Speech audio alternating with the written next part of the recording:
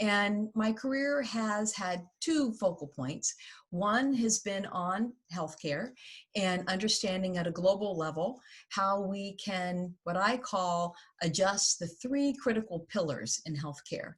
We all want to improve access, providing more healthcare to individuals.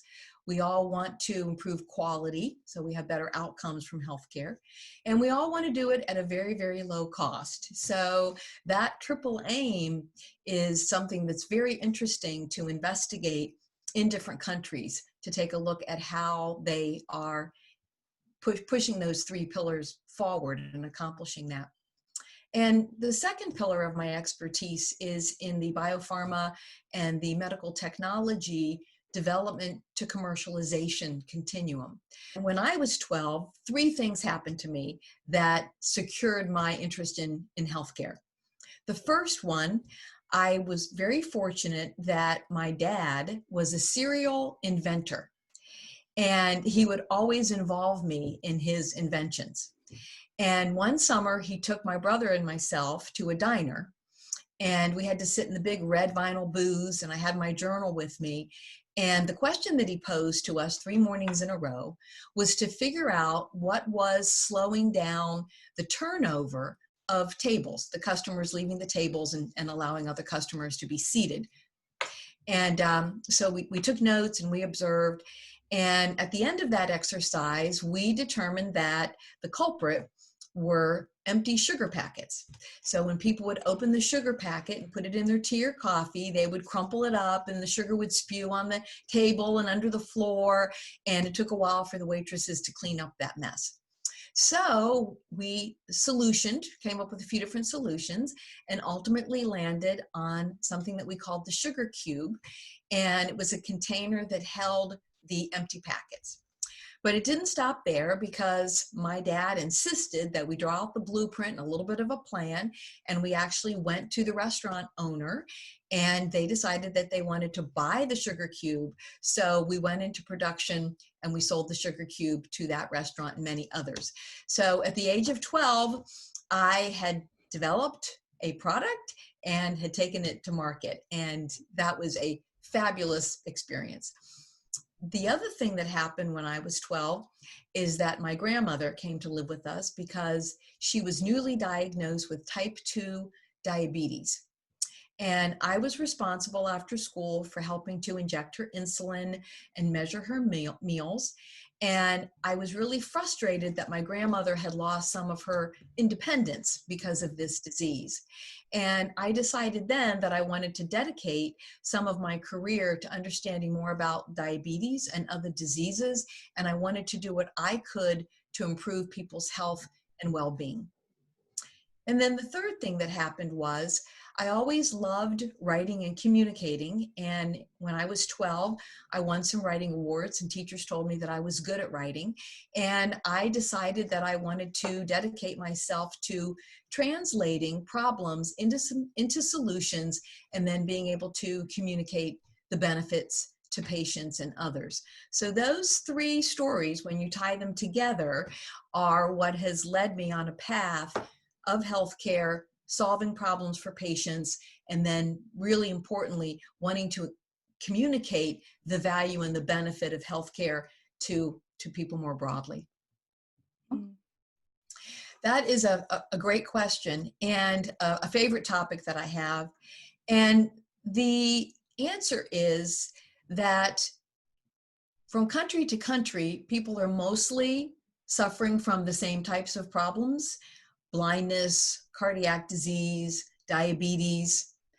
But what works in one country doesn't necessarily work in another country in terms of the details around that solution.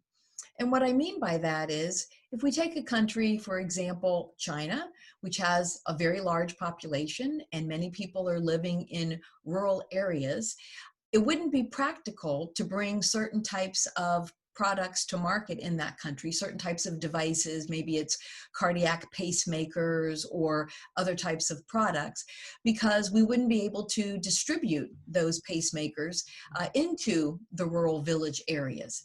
So the problem that we sometimes face, I think, in the US is that we have all this fabulous technology, expensive technology. We all can get to a hospital to get treated. And a lot of times companies think that they're going to take that exact piece of technology and just transplant it into another country to solve the problems. And that rarely works.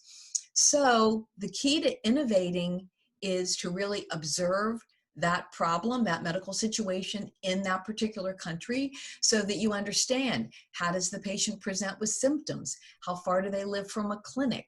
How many providers do they have that can work with them? Do they need special electricity for a piece of technology? And then to innovate, what I call, it's a frugal innovation, but you innovate a medical technology, for example, that suits that particular situation. I think that when I talk about understanding the problem, it's a process of, firstly, observation. So again, if we think about a medical situation, and let's say we want to reduce wait times in a waiting room, the first thing that we have to do is go into that waiting room and observe, similar to when I went to the restaurant with my father and observed the cleaning of the table, what's actually happening on a day-to-day basis. You know, how long are people waiting? Why are they waiting? What's the longest portion of what's happening during that wait time? And so this whole process of observing the problem in real life is really critical. Once you've observed the problem, then you can start to break it down and understand, or disaggregate it to understand where the most critical activities are occurring in that problem, where are the areas that most need to be addressed. Once you understand where the problem breaks down, how it breaks down, then you're able to ideate different solutions, and then you can test those solutions to figure out which one works best in the real world in terms of addressing that problem.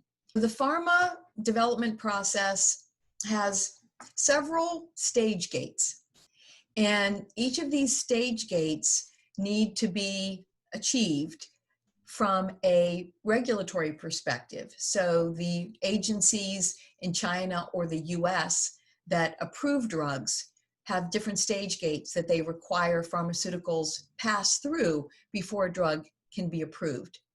So the stages of the process are, first, we have to go through a discovery phase, right? So we have to discover the particular drug that we're going to be developing.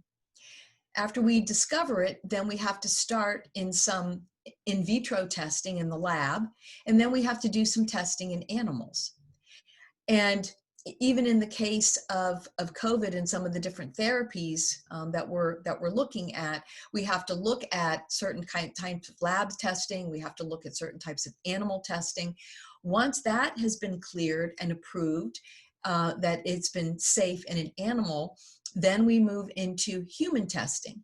And we might try the drug in a very small population to make sure that it's safe. We're not even really testing whether it works yet. We just want to make sure that it's not doing any harm.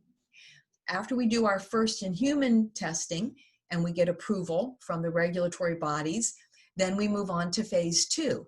And now we're testing in a larger population. We're testing for the right dose, and we're making sure that the drug has some sort of benefit.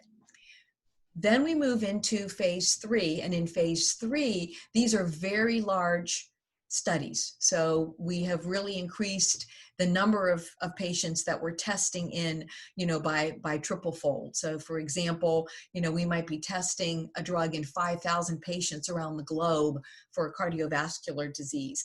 And the point there is that you want to have a larger population, a more diverse population to test your drug in, so that you know that it's going to work in a lot of people, men and women, thin people, fat people, people of different ethnicities. And so you want to make sure that you test it in a large number of people with a particular dose over a longer period of time to make sure that it both works, it has efficacy, as well as its safety.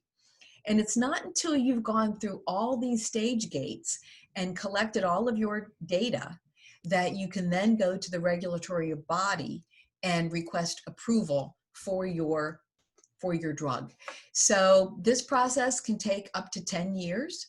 And estimates are that it costs about $2 to $3 billion to bring the average drug to market.